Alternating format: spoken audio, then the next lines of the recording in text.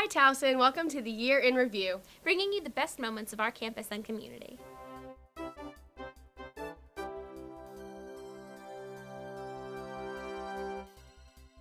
The semester is nearing its end, and a new president has taken the helm of the Student Government Association. President Matt Sikorsky won the election and was officially sworn in as president May 10th, along with Vice President Nick Hoagland, Treasurer Neil Rivera, Attorney General Brandy Hall, and Chief of Staff Lisa Sanchez. During Got Towson Love's campaign, Sikorsky said one of his goals is to have the library open for 24 hours. Imagine the possibility of pulling an all-nighter in the comfort of Cook Library. It'll be interesting to see if the 2011-2012 Executive Board could get this idea to become a reality. Former Towson University President Robert Corrett left Tigertown and made his way to the University of Massachusetts system in mid-April. Corrett left his mark on the university by expanding the university and said one of his only regrets was winning athletics at a revenue sports level. Not long after Corrett left, former Chief of Staff Ted Zaleski abruptly resigned from his position. Zaleski became Chief of Staff when Corrett first became university president in 2003. Interim President Marsha Welsh said, "With Dr. Corrett leaving, I think it's appropriate that he go at the same time." On January 30th, Towson Bar Charles Village Pub burned to rubble after a kitchen fire started a 2-alarm blaze. Pub owner Rick Bielski plans to reopen the 23-year-old bar again in 10 to 12 months. While the cast of Rent had an undeniably talented and dedicated cast, perhaps the most attention the play received was when director Diane Smith-Sadak changed the script to make Mimi's death at the finale slightly more ambiguous. The change resulted in the Music Theater International giving a cease and desist letter to Towson University's theater department, which sparked a national debate about copyright laws and morality of changing an original script.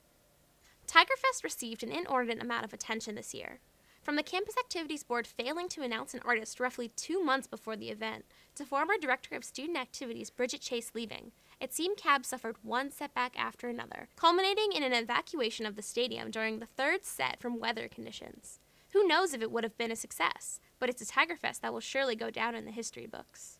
The football team had yet another difficult season on the gridiron, managing just one win.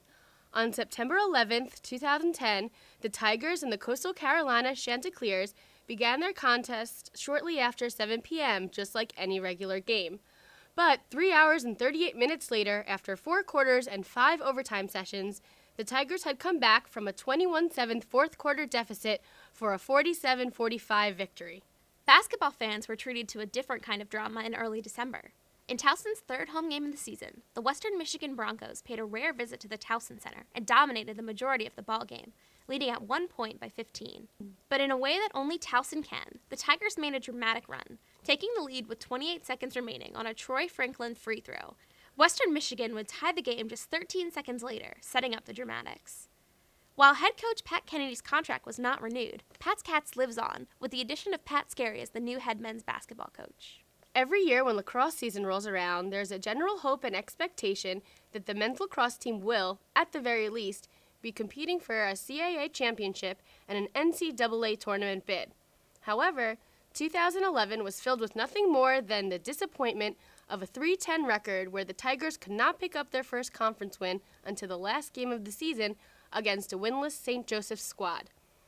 Going 1-5 in CAA play is clearly unacceptable, and it ended up costing Hall of Fame coach Tony Seaman his job that he held for the last 13 years. Good luck on your finals, Towson, and thanks for reading and watching. We'll see you for our summer issue. For the Towerlight, I'm Editor-in-Chief Lauren Slavin. And I'm Senior Editor Alyssa Katz.